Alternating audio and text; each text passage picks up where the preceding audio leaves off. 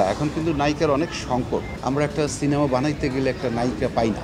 ফারিন আমার কাছে মনে হয় যে একসময় শাবনূর, মৌসুমী, পপি বা আমাদের পূর্ণিমার মতো জাত শিল্পী হয়ে যাবে।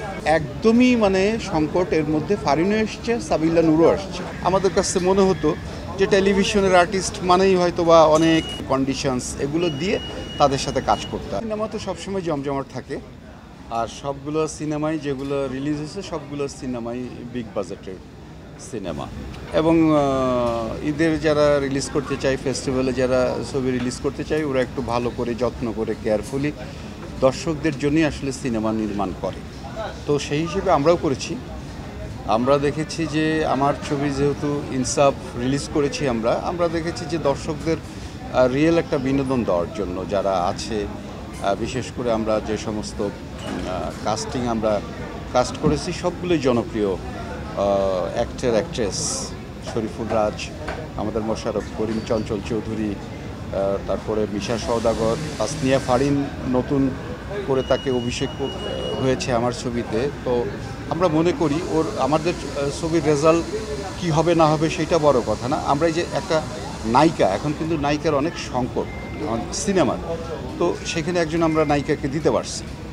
অ্যাজ এ অ্যাক্ট্রেস হিসেবে সে কিন্তু উতরায় গেছে। সে হচ্ছে যে আমার কাছে মনে হচ্ছে যে কারণ আমরা তো সবসময় হলো মেইন স্ট্রিমের প্রডিউসার, তাই না?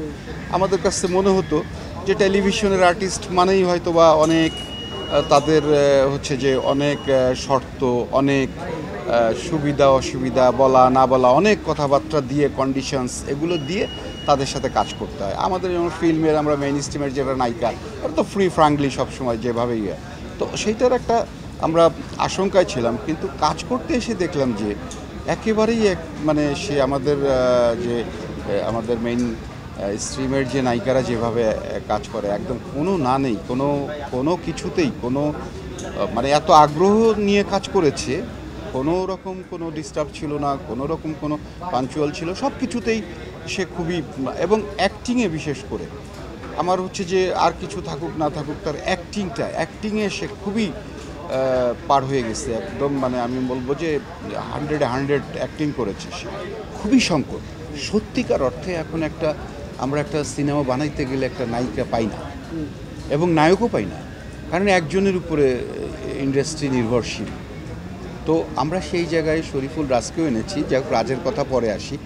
ফারিনকে এনেছি, একদমই সংকট। এর মধ্যে ফারিনও এসছে, সাবিলা নূরও আসছে। দুজনের জন্যই আমরা শুভকামনা করছি।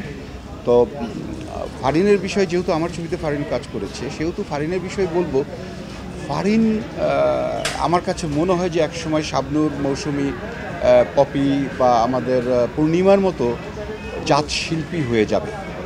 ওর ওর ওর হচ্ছে যে ইচ্ছা, ওর অ্যাটিটিউড, ওর ব্যবহার এবং কাজের ইচ্ছা, আগ্রহ, সেগুলো দেখেই আমার কাছে মনে হচ্ছে যে আমরা তো বলতে পারি, বুঝতে পারি।